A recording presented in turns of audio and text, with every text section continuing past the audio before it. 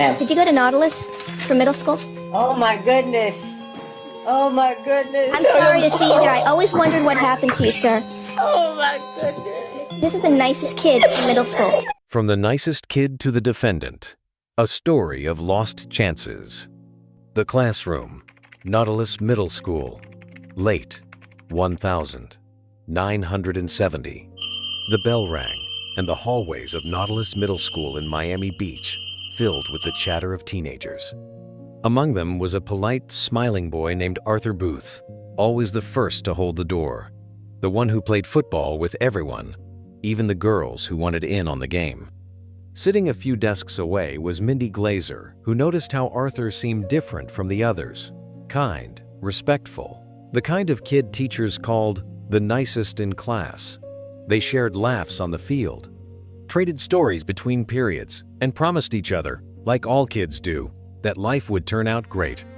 The Bond Court, Miami, July 2015. Decades later, in a sterile courtroom, Judge Mindy Glazer looked up from her papers at the defendant standing before her in an orange jumpsuit. Arthur Booth, now 49, kept his eyes down, charged with burglary and fleeing police. As she read his name and asked about his middle school, something clicked. "Did you go to Nautilus?" she asked softly. His head snapped up. Recognition flooded both their faces. "Arthur? Oh my goodness," she whispered, voice breaking. "You were the nicest kid in middle school. I always wondered what happened to you, sir." Tears streamed down Arthur's face as he sobbed, "Oh my goodness," over and over, hands covering his shame.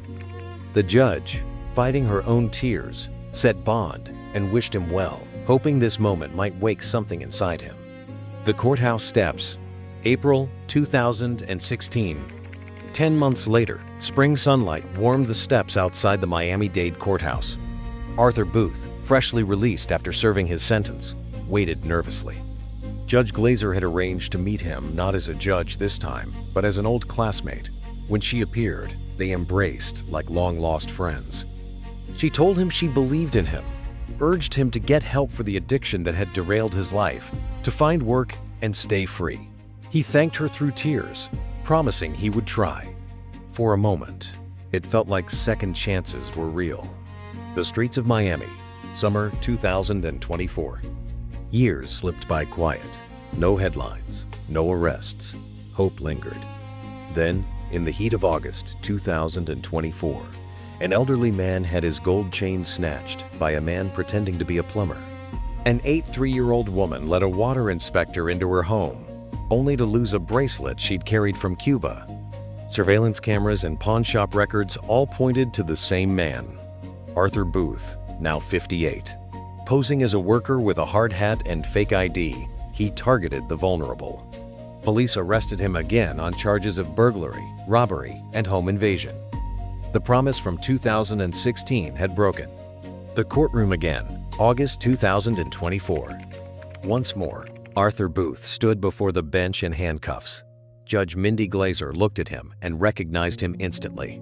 This time, there were no tears of reunion, only quiet sadness. "I want to say hi to Arthur," she said gently. "I wish it wasn't like this." He couldn't meet her eyes. Because of their shared history, she recused herself, stepping aside so another judge could handle the case. Bond was denied.